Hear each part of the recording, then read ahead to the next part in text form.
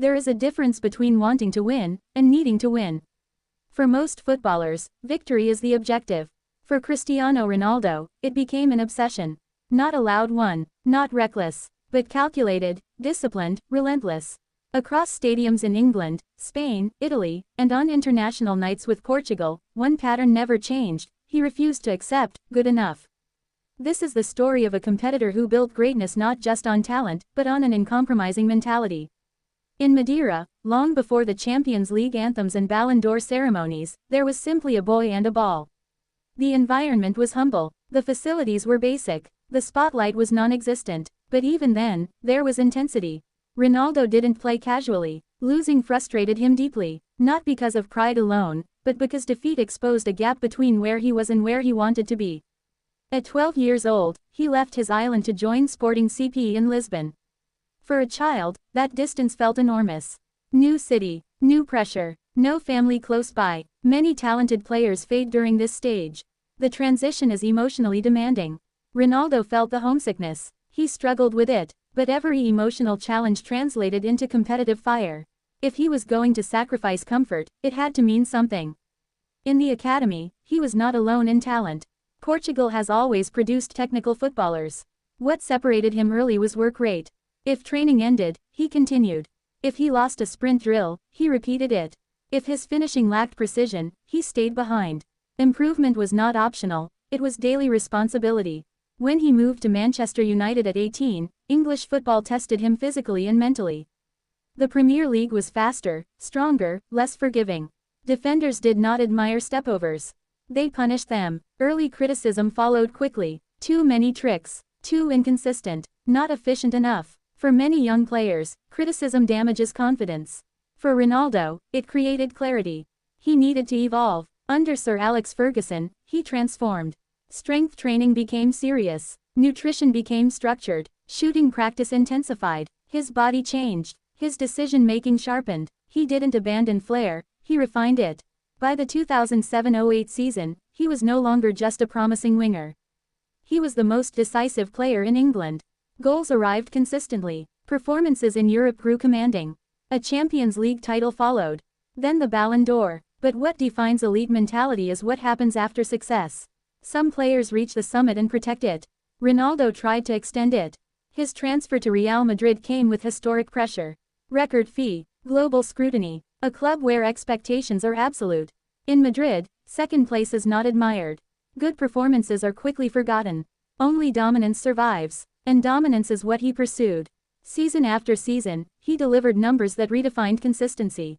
40 goals became routine, 50 felt reachable, 60 entered possibility. But more important than the numbers were the nights in Europe. The Champions League became his stage.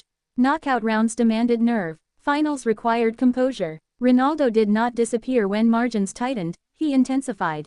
Hat tricks in quarterfinals. Decisive penalties. Headers in finals. Moments where others hesitated, he accelerated. That is not luck. That is preparation meeting pressure. But mentality is not only visible on match day. It is built in private. Teammates across multiple clubs repeat the same observation: his professionalism never fluctuated. Recovery sessions were mandatory, ice baths endured, diet controlled strictly, sleep protected carefully, celebration was brief, focus returned quickly. The difference between very good and legendary often lies in discipline. Ronaldo treated his body like an asset that required management. As sports science evolved, he adapted with it. Monitoring performance data, optimizing recovery windows, extending physical peak beyond traditional timelines. As he entered his 30s, predictions of decline surfaced. Speed fades. Explosiveness reduces. Football history is full of examples. But Ronaldo approached aging strategically. He shifted position, became more central, mastered movement inside the box, reduced unnecessary sprints, increased efficiency. He didn't fight time emotionally. He studied it tactically. His aerial ability became extraordinary. Timing perfected. Leap trained repeatedly. His understanding of space matured. Instead of outrunning defenders constantly, he outthought them. The move to Juventus reinforced this adaptability. A new league, different tactical rhythm, strong defensive culture. Yet goals followed. Influence remained. He carried competitive standards into the dressing room. Training intensity rose around him. Internationally, representing Portugal brought its own weight. Early tournament exits were painful. Criticism intensified. Could he translate club dominance to national triumph? In 2016, Portugal answered. The European Championship trophy silenced doubt. Even when injury forced him off the pitch in the final, he remained emotionally invested, coaching, motivating, refusing to detach. Leadership was not symbolic, it was active. That tournament represented more than silverware. It represented resilience. Years of criticism met with perseverance. As seasons continued and age increased, the mentality remained unchanged. Younger players entering squads found themselves observing not just a superstar, but a standard. If training intensity dropped, he raised it. If focus slipped, he sharpened it. This is why European audiences respect him deeply. Not only for goals, but for professionalism. For consistency across England, Spain, Italy. For delivering in the Champions League repeatedly. For carrying expectation without excuse. The term, obsessed with winning, is often used casually. For Ronaldo, it is structured. It means reviewing performances critically. It means demanding more from teammates. It means accepting responsibility when things fail. It also means emotional honesty. He celebrates passionately. He reacts visibly to missed chances. Because indifference never existed in his vocabulary. Longevity is perhaps the clearest evidence of his mentality. Competing deep into his 30s and beyond at elite level requires sacrifice.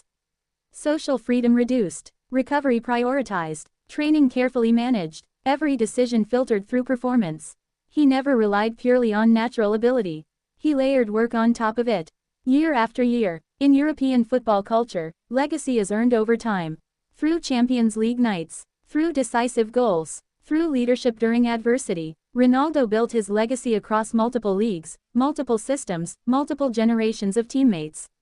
And through it all, one characteristic remained constant: dissatisfaction with average. He did not measure himself against teammates alone. He measured himself against history. Records chased, records broken, new benchmarks established. But even beyond statistics, what remains most striking is mentality.